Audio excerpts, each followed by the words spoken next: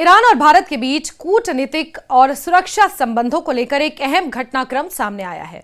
हाल ही में प्रकाशित एक रिपोर्ट के अनुसार ईरान के सर्वोच्च राष्ट्रीय सुरक्षा परिषद के सचिव अली लारिजानी ने भारत के डेप्यूटी नेशनल सिक्योरिटी एडवाइजर पवन कपूर से मुलाकात की और उनके साथ विस्तार से बातचीत की। ये बैठक ऐसे समय में हुई जब दक्षिण एशिया और मध्य पूर्व दोनों ही क्षेत्र गंभीर सुरक्षा चुनौतियों, राजनीतिक तनाव और बदलते वैश्विक समीकरणों से गुजर रहे हैं। इसी वजह से इस मुलाकात को भारत ईरान संबंधों के लिहाज से काफी महत्वपूर्ण माना जा रहा है।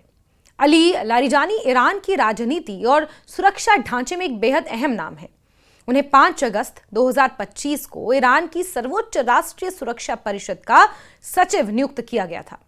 इससे पहले वो लंबे समय तक ईरान की संसद यानी मजलिस के अध्यक्ष भी रह चुके हैं।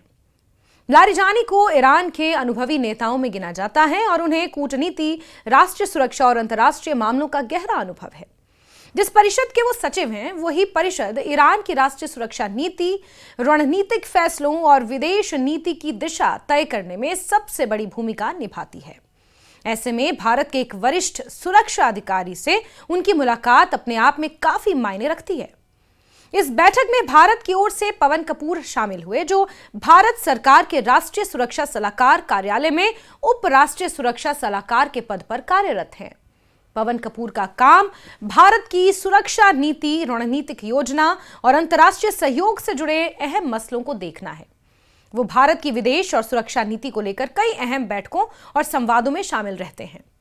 उनकी ये मुलाकात बताती है कि भारत और ईरान दोनों ही देश आपसी बातचीत को सिर्फ औपचारिकता तक सीमित नहीं रखना चाहते, बल्कि रणनीतिक स्तर पर रिश्तों को आगे बढ़ाने की कोशिश कर रहे हैं।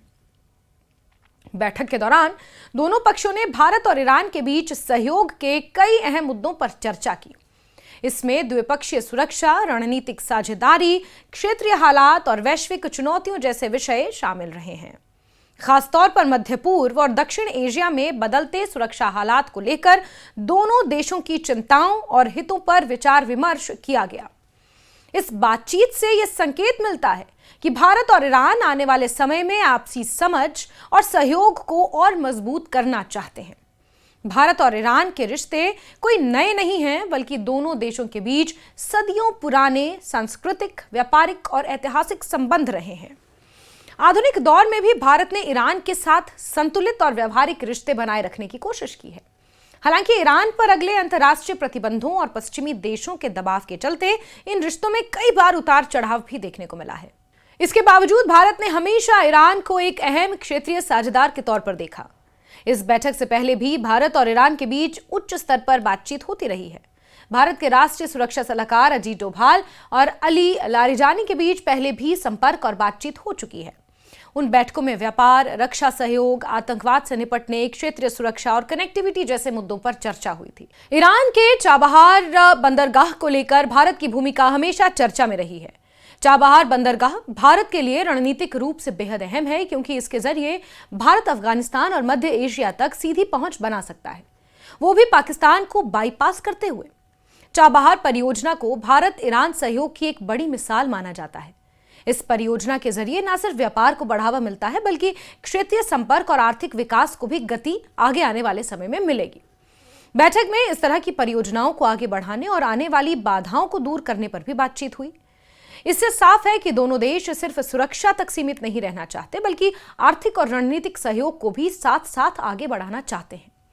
यह मुलाकात ऐसे वक्त में हुई है जब ईरान को कई मोर्चों पर चुनौतियों का सामना करना पड़ रहा है। एक तरफ उस पर अंतर्राष्ट्रीय प्रतिबंधों का दबाव है, दूसरी तरफ मध्य पूर्व में जारी तनाव ने हालात और जटिल बना दिए हैं। वहीं भारत भी एक ऐसे दौर से गुजर रहा है जहां उसे अपनी विदेश नीति में संतुलन बनाकर चलना पड़ रहा है। भारत एक तरफ पश्चिमी देशों के साथ अपने रिश्ते मजबूत कर रहा है, तो दूसरी तरफ ईरान जैसे देशों के साथ भी संवाद बनाए रखना चाहता है। भारत ने हाल ही के वर्षों में यह साफ किया है कि उसकी विदेश नीति स्वतंत्र और राष्ट्रीय हितों पर आधारित है। इस नीति के तहत भारत ने संयुक्त राष्ट्र जैसे मंचों पर भी ईरान से जुड़े मुद्दों पर संतुलित रुख अपनाया है। कई मौकों पर भारत ने भावनात्मक प्रतिक्रिया देने के बजाय व्यवहारिक और कूटनीतिक रास्ता चुना है, जिससे दोनों देशों के बीच बातचीत के दरवाजे खुले रहे हैं। अली लारिजानी और पवन कपूर की यह मुलाकात उसी व्यापक कूटनीतिक प्रक्रिया का हिस्सा मानी जाती है। जिसके तहत भारत और ईरान आपसी संवाद को मजबूत कर रहे हैं। इस तरह की बैठकों का मकसद सिर्फ मौजूदा हालातों पर बात करना नहीं होता, बल्कि भविष्य की रणनीति तय करना भी होता है। सुरक्षा सहयोग, आतंकवाद से निपटना, समुद्री सुरक्षा, ऊर्जा आपूर्ति और व्यापार जैसे मुद्दे आने वाले समय में दोनों देशों के एजेंडे में अहम बने रहेंगे। राजनीतिक जानकारों का मानना है कि भारत और ईरान के बीच वरिष्ठ सुरक्षा अधिकारियों के बीच सीधा संवाद दोनों देशों के लिए फायदेमंद है। इससे गलत फहमियां कम होती हैं, संवेदनशील मुद्दों पर खुलकर बात करने का मौका मिलता है, खासकर तब जब वैश्विक राजनीति तेजी से बदल रही हो और नए नए गठबंधन बन रहे हों। कुल मिलाकर अली लारिजानी और पवन कपूर की यह बैठक भारत ईरान संबंधों में एक और मजबूत कड़ी के रूप में देखी जा रही है। ये न सिर्फ दोनों देशों के बीच भरोसे को दर्शाती है, बल्कि ये भी दिखाती है कि भारत और ईरान आने वाले समय में सुरक्षा, रणनीति और विकास के मुद्दों पर मिलकर आगे बढ़ना चाहते हैं। बदलते वैश्विक और क्षेत्रीय हालात के बीच इस तरह की बातचीत दोनों देशों के लिए भविष्य की दिशा तय करने में अहम भूमिका निभा सकती है।